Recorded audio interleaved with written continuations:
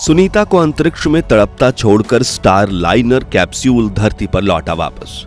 NASA के 2 astronaut की जान से ज्यादा दी 12,000 करोड़ के स्पेस शटल को अहमियत। तो क्या सुनीता भी होंगी कल्पना चावला की तरह अमेरिका की साजिश का शिकार?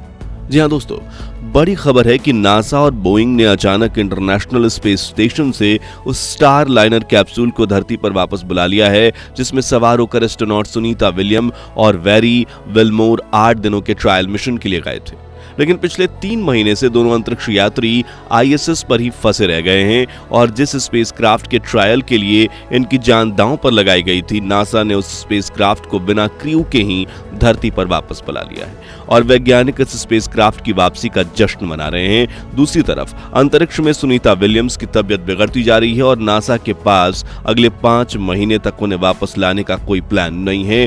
तो क्या यह मिशन सुनीता के लिए सुसाइड मिशन साबित होगा? क्या ये अमेरिका और नासा की साजिश तो नहीं? और क्यों नासा ने अपने स्पेसक्राफ्ट को एस्ट्रोनॉट्स के बगैर ही वापस बुला लिया? चलिए उठाते हैं इन रहस्यों से पर्दा। 5 सितंबर 2024 इंटरनेशनल स्पेस स्टेशन पर अपनी घर वापसी के दिन गिन रहे एस्ट्रोनॉट सुनीता विलियम्स और बैरी विल्मोर को नासा की तरफ से अर्जेंट इंस्ट्रक्शंस भेजे जाते हैं कि आप स्टार लाइनर कैप्सूल को अर्थ रिटर्न मिशन के लिए तैयार कीजिए। उसमें जो भी समस्याएं हैं ठीक कीजिए, लेकिन आप उसमें सवार होकर धरती पर वापस नहीं लौटेंगे, बल्कि आपको अपने इस व्हीकल को एनोनिमस मोड में डालकर पृथ्वी के लिए रवाना करना होगा, वो भी खाली, क्योंकि हमें उस स्पेसक्राफ्ट पर काम करके उसकी समस्याओं को ठीक करना है। अब सुनीता और बैरी के जीवन की डोर फिलहाल नासा के हाथों में है और उन्होंने कोई भी अरेंजमेंट्स नहीं की है, बल्कि दिन रात काम करके सिर्फ 2 दिनों में स्टार लाइन को तैयार कर दिया। हालांकि इस मिशन को सीक्रेट रखा गया था, क्योंकि नासा जानती थी कि अगर लोगों को इस बारे में पता चलेगा तो सुनीता विलियम्स और वेरी को हम अंतरिक्ष में छोड़कर कैप्सूल को खाली वापस ला रहे हैं तो कई सवाल खड़े किए जाएंगे। मगर फिर 7 सितंबर 2024 शनिवार की शाम नासा की तरफ से अचानक अनाउंसमेंट होती है कि स्टार लाइनर कैप्सूल वापस आ रहा है और अंतरिक्ष में सुनीता और बैरी अपनी सवारी को खुद अपने हाथों से तैयार करके पृथ्वी की तरफ रवाना कर देते हैं। उस वक्त बैरी ने कहा था कि अब कैलिप्सो की घर वापसी का समय आ गया है, यानी उन्होंने इस कैप्सूल को कैलिप्सो निकनेम दिया था, जो अब उन्हें अंतरिक्ष में घूम रही इस लैब में अपने हाल पर छोड़कर पृथ्वी की तरफ रवाना हो गया था। यह कैप्सूल करीब 6 घंटों का सफर के बाद पृथ्वी के वातावरण में दाखिल होता है और उस वक्त इसकी रफ्तार करीब 27,400 किलोमीटर थी और फ्रिक्शन की वजह से इसका तापमान बढ़कर 1650 डिग्री सेल्सियस तक पहुंच गया था। लेकिन यह कैप्सूल तापमान को सहन करने में कामयाब हो जाता है और अर्थ के एटमॉस्फेयर में सेफ एंट्री ले लेता है, जिसके बाद स्टार लाइनर कैप्सूल अपने पैराशूट खोलता है और धरती के पास पहुंचकर अपने एयरबैग्स खोल देता है और न्यू मैक्सिको के व्हाइट सैंड स्पेस हार्बर में सक्सेसफुल इंपैक्ट लैंडिंग करता है। उस वक्त अमेरिका में रात के 12 बजे थे। आपको बता दें कि व्हाइट सैंड स्पेस हार्बर समंदर नहीं बल्कि रेगिस्तान है।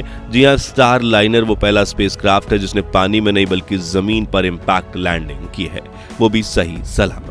इस लैंडिंग के बाद नासा और बोइंग के वैज्ञानिक जश्न मनाते हैं, लेकिन अब सवाल उठता है कि एस्ट्रोनॉट्स को अंतरिक्ष में अकेला छोड़कर नासा ने उनके स्पेस शटल को वापस क्यों बुला लिया?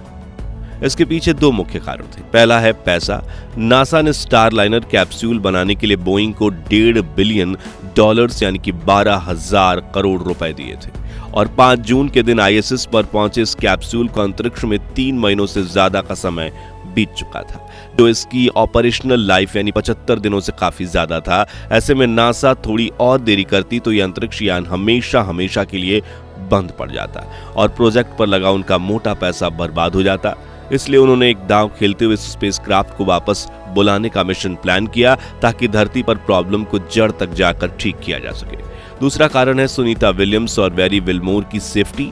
आप में से शायद काफी कम लोग जानते होंगे कि स्टार लाइनर कैप्सूल में हीलियम गैस लीक से जुड़ी खराबियां लॉन्च से पहले धरती पर ही आई थीं, इसलिए इसकी लॉन्च डेट पहले 6 मई, 21 मई, फिर 23 मई, 1 जून, 3 जून, 5 जून इस तरह 6 बार से बदली गई। लेकिन तब दुनिया की नजरों में दूर नासा ने लापरवाही दिखाते हुए इसे लॉन्च कर दिया। क्योंकि 12,000 करोड़ दांव पर लगे थे। लेकिन अब सुनीता और बैरी के अंतरिक्ष में फंसने की खबर पूरी दुनिया जानती है। ऐसे में नासा ऐसी गलती नहीं करेगा जिससे उसकी वजह से इन एस्ट्रोनॉट्स की सेफ्टी कॉम्प्रोमाइज हो और दुनिया के सामने नासा का नाम खराब हो। अब अगर इसी कैप्सूल में सुनीता और बैरी को वापस लाया जाता तो इस बात के काफी चांसेस थी कि वातावरण में एंट्री के दौरान अंतरिक्ष यान के थ्रस्टर्स को ठंडा रखने वाली हीलियम गैस बचती ही नहीं, क्योंकि लीक होने की वजह से वो काफी कम हो गई थी। ऐसे में यान के सारे थ्रस्टर खराब हो सकते थे और वो आउट ऑफ कंट्रोल होकर या तो पृथ्वी पर क्रैश लैंड कर सकता था या फिर पृथ्वी का वातावरण इसे धकेलते हुए दूर अंतरिक्ष के अंधेरों में फेंक देता। वहीं ये गैस काफी ज्वलनशील यानी फ्लेमेबल होती है। ऐसे में अगर इसने बाहर की तरफ जल रहे थ्रस्टर्स की आग पकड़ लेती तो पूरा कैप्सूल जलकर राख हो जाता। इसके साथ ही 2003 में एस्ट्रोनॉट कल्पना चावला और उनके 7 क्रू मेंबर्स के साथ जो हादसा हुआ था वो रिपीट हो जाता। सुनीता की जान चली जाती। ऐसे में सुनीता और बैरी का स्टार लाइनर कैप्सूल में बैठकर वापस आना किसी सुसाइड मिशन से कम नहीं था, इसलिए उनकी सेफ्टी के लिए खाली यान वापस बुलाया गया। अब सवाल है कि क्या सुनीता विलियम्स और बैरी गिलमोर कभी वापस नहीं आ पाएंगे? तो इसका जवाब है हाँ, उन्हें वापस तो लाया जाएगा, लेकिन पूरे 5 महीने बाद। दरअसल इसी महीने स्पेस एक्स का ड्रैगन 9 मिशन ISS पर जाने के लिए लॉन्च होगा, जिसमें सवार होकर 4 एस्ट्रोनॉट इंटरनेशनल स्पेस स्टेशन जाएंगे। लेकिन इस अंतरिक्ष यान में 7 लोगों की सीटिंग कैपेसिटी है। ऐसे में सुनीता और बैरी को इसमें बिठाकर वापस लाया जाएगा, लेकिन 150 दिन यानी पूरे 5 महीने बाद फरवरी 2025 में। ऐसे में सुनीता और बैरी विलमोर का 8 दिनों का मिशन 8 महीने तक जाएगा, जिसके लिए 58 वर्षीय सुनीता और 61 वर्षीय बैरी विलमोर की फिजिकल बॉडी इतनी फिट नहीं है, क्योंकि उन्होंने इतने बड़े मिशन के लिए ट्रेनिंग भी नहीं ली थी और बढ़ती उम्र की वजह से ये मिशन उनके लिए फिजिकली और मेंटली काफी चैलेंजिंग साबित होगा।